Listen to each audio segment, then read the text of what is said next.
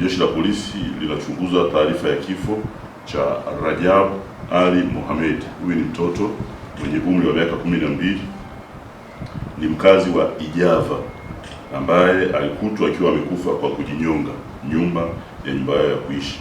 Hili tukio limebainika leo asubuhi, mapema asubuhi kabisa, Machi 23, 2026 katika kitongoji cha Kaloleni, kata ya Itaragwe, wilaya ya Gairo.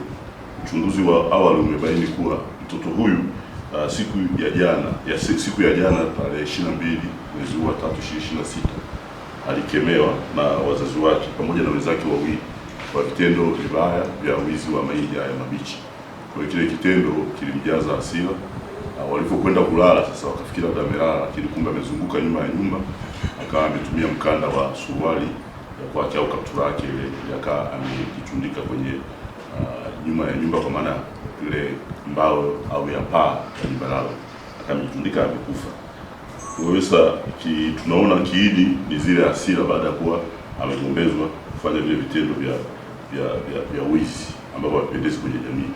Kwa hiyo tupende kutoa wito tu kwa watoto kusikiliza vema mafundisho ya wazazi, walimu na viongozi wa kijamii, ili wakuwe katika maadili mazuri, ili kuepuka tabia au mwenendo mbaya kwa kujichukulia sheria mkononi kwa hasira kiasi cha kujifanyia ukatili unaosababisha kupoteza maisha. Na nalisema hili kwa sababu tumekuwa na matukio ya aina hii sasa yanazidi kuwa mengi, yanahusisha watoto wenyewe kujichukulia sheria za kutaka kujinyonga baada ya kuwa wamekemewa na familia zao.